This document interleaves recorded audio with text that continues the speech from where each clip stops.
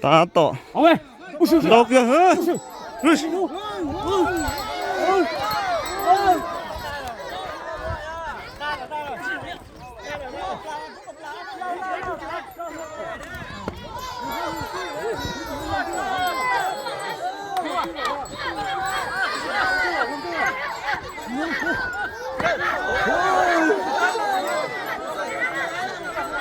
准备了。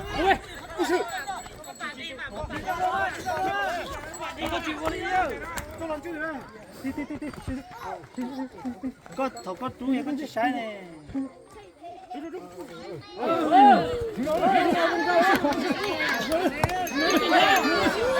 mà sẽ sai chuẩn bị đó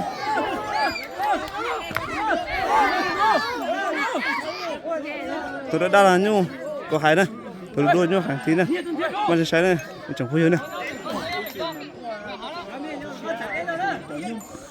sai tụi này nhưng cua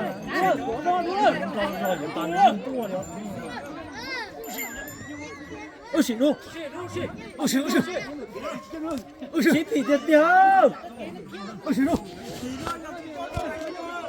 hai cái đó tới hai cái mới chụp cả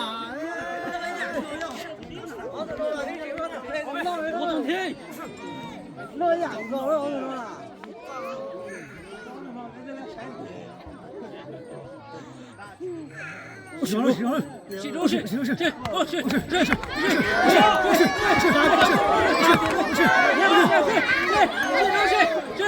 đại minh kia là đại minh kia thằng đấy sai đấy từng cuốn này từng cuốn này thôi ra tí đấy chẳng có gì đấy giờ hai đứa con nó cho nó thôi ra gì đấy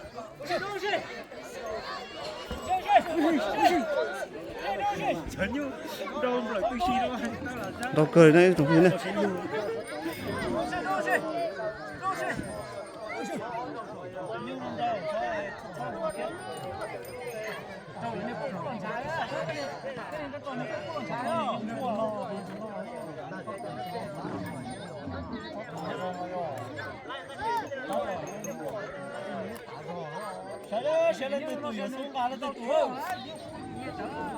ta tao chỉ bị gấu này chỗ này tôi lo tụi bé chúng tôi lo tụi bé này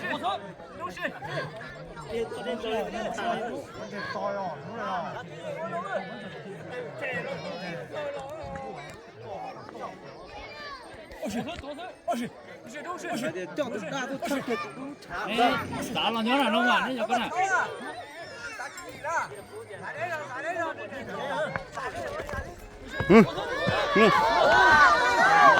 đọc nữa chúng tôi đây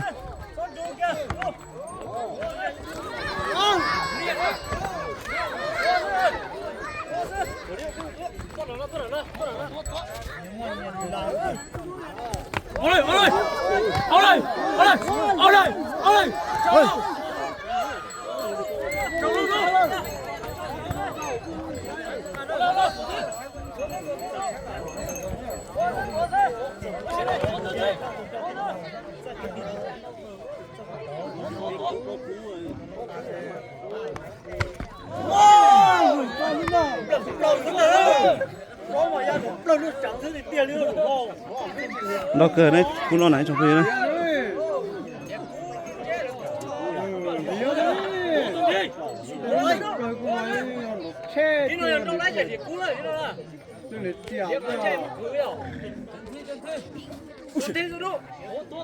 mà sẽ xem thế trong kia đấy tắt tỏ trồng gì nữa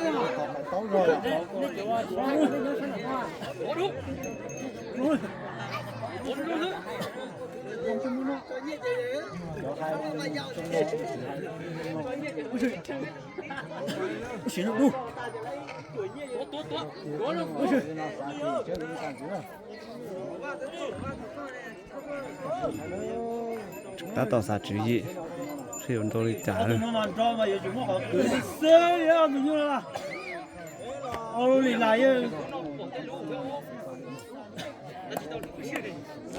mua trong cơn tôi từ nói với tôi đồ tôi dùng rồi tôi đã đàn nó là những sơ cơ họ tôi phải sắp tới nó là những sơ cơ như thế nào và sẽ sáng gì sẽ dẫn tôi đi chạm gì này trong khu vực này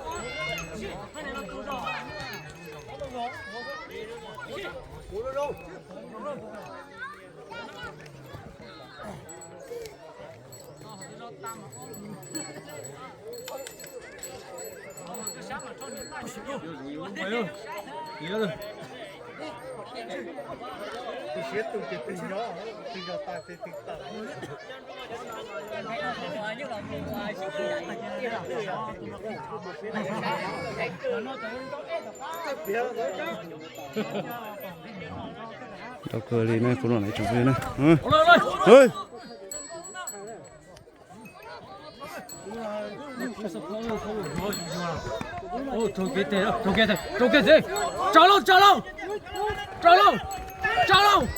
Trời ơi. Tụi nó là những thể cưng gò lên đây chụp gì này. Tôi kia ốp bé cú rồi. Cái gì mà chúa chả.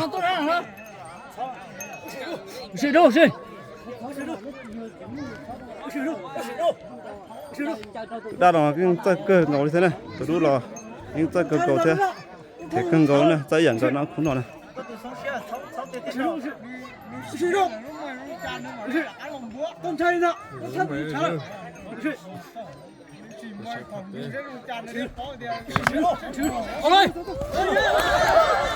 Được. Tụi đàn nhân kia này. Tụi nó chắc có 2 tuổi nhân kia này. Tụi nó thì nó sư này.